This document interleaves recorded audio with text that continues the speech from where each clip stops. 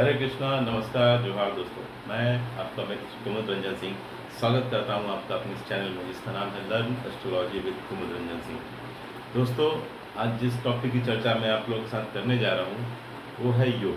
देखिए, पंचांग में जैसा कि मैं आप लोगों को अपने पुराने पिछले एपिसोड्स में बता चुका हूँ कि पंचांग के 5 अंग होते हैं: तिथि, वार, नक्षत्र, योग और करण। तो इसमें योग एक बहुत महत्वपूर्ण भूमिका निभाता है जब भी हम मुहूर्त निर्धारण करते हैं। ठीक है, मुहूर्त निर्धारण के लिए योग को देखना अति आवश्यक है। ठीक है, तो देखिए, एक्चुअली होता क्या है कि पंचांग में 2 प्रकार के योगों का वर्णन है। पंचांग में 2 प्रकार के योगों का वर्णन है। एक योग है जिसको हम बोलते हैं नैसर्गिक योग या नित्य योग, और दूसरा होता है तात्कालिक योग। तो फिलहाल आज हम नैसर्गिक योग उसकी चर्चा आप लोग के साथ करने जा रहे हैं। देखिए, नैसर्गिक योग और नित्य योग जो होता है वो सूर्य और चंद्रमा की गति पर आधारित होता है। सूर्य और चंद्रमा जब मूव करते हैं तो उनके बीच का जो कोणीय डिस्टेंस होता है, जो एंगुलर डिस्टेंस होता है, जो एंगल बनता है, उसके बेस पे ही योग बनता है। देखिए, एक योग का जो वैल्यू होता है वो मान होता है 13 डिग्री 20 मिनट। ठीक है, जैसे नक्षत्र का मान होता है 13 डिग्री 20 मिनट, वैसे ही एक योग का जो मान होता है, जो वैल्यू होता है, वो होता है 13 डिग्री 20 मिनट। ठीक है, तो नक्षत्रों की तरह ही योग कितने हो जाएंगे? 27 हो जाएंगे। ठीक है, योग कितने प्रकार के हो गए? 27 प्रकार के हो गए। जो जिसको हम नैसर्गिक योग बोल रहे हैं या नित्य योग बोल रहे हैं, वो हो गए आपके 27 प्रकार के। और वो बनते किस पे है? वो बनते हैं सूर्य और चंद्रमा की दूरी के आधार पर, जो उनके बीच का जो एंगुलर डिस्टेंस जो होता है, जो कोणीय दूरी होता है, उसके आधार पे नैसर्गिक योग या नित्य योग का निर्माण होता है। ये होते हैं 27 प्रकार के। वे कौन कौन से हैं? तो देखिए, मैंने बोर्ड पे इसको मेंशन किया है, आप इसको ध्यान से देखिए। तो देखिए, मैंने योग के साथ साथ उसके जो स्वामी है उसको भी मेंशन कर दिया है। पहला विष्णु, दूसरा प्रीति, तीसरा आयुष्मान, चौथा सौभाग्य, पांचवा शोभन, छठा अतिगण, सातवां सुकर्मा, आठवां धृति, नौवां सूल, 10वां गंड, 11वां वृद्धि, 12वां ध्रुव, 13वां व्याघात, 14वां हर्षण, 15वां वज्र, 16वां सिद्धि, 17वां व्यतिपात, 18वां वरियान, 19वां परीघ, 20वां शिव, 21वां सिद्ध, 22वां साध्य, 23वां शुभ, 24वां शुक्ल, 25वां ब्रह्म, 26वां इंद्र और 27वां वैद्यति। ठीक है, तो ये हो गए आपके 27 योगों के नाम। देखिए दोस्तों, ये आपके जन्मकालिक योग होते हैं। ठीक है, अब ऐसा नहीं है कि इसमें अगर कोई अशुभ योग में आपका जन्म हो गया तो अब आपको उसके लिए पूजा करनी जा सकते हैं। नहीं, बिल्कुल नहीं। ये कोई गंडमूल नक्षत्र जैसे नहीं है जिसकी शांति पूजा करने की आवश्यकता आपको है, बिल्कुल भी नहीं।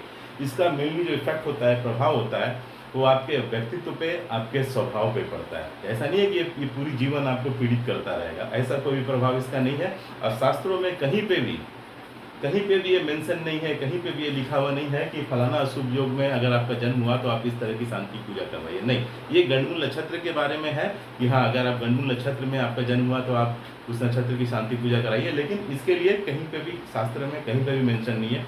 इसलिए किसी तरीके की कोई भी पूजा पाठ कराने की आपको इसके लिए कोई आवश्यकता नहीं है। इसका मेनली इफेक्ट आपके कैरेक्टर पे, आपके स्वभाव पे, आपके विचार पे पड़ता है। ठीक है, तो देख लीजिए, ये 27 आपके नैसर्गिक योग या नित्य योग है। मैं इसके स्वामी के नाम भी आप लोगों के सामने उच्चारित कर दे रहा हूँ। विष्णु के स्वामी हो गए यम, प्रीति के स्वामी हो गए विष्णु, आयुष्मान योग के स्वामी हो गए चंद्रमा, सौभाग्य योग के स्वामी हो गए ब्रह्मा, शोभन योग के स्वामी हो गए बृहस्पति, अतिगंड योग के स्वामी हो गए चंद्रमा, सुकर्मा योग के स्वामी हो गए इंद्र, धृति योग के स्वामी हो गए जल, सूल योग के स्वामी हो गए सर्प, गंड योग के स्वामी हो गए अग्नि, विद्धि योग के स्वामी हो गए सूर्य, ध्रुव योग के स्वामी हो गए भूमि, व्याघात योग के स्वामी हो गए वायु, हर्षण योग के स्वामी भग, वज्र योग के स्वामी वरुण, सिद्धि योग के स्वामी गणेश, व्यतिपात योग के स्वामी रुद्र, वरियान योग के स्वामी कुबेर, परीघ योग के स्वामी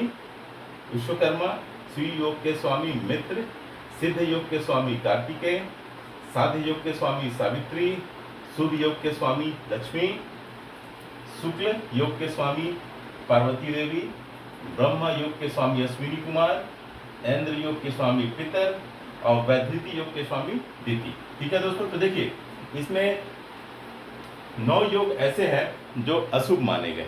ठीक है, वो अशुभ योग कौन कौन से हैं? तो पहला नाम से ही क्लियर है, विषकुंभ, विष के गड़े जैसा, ठीक है।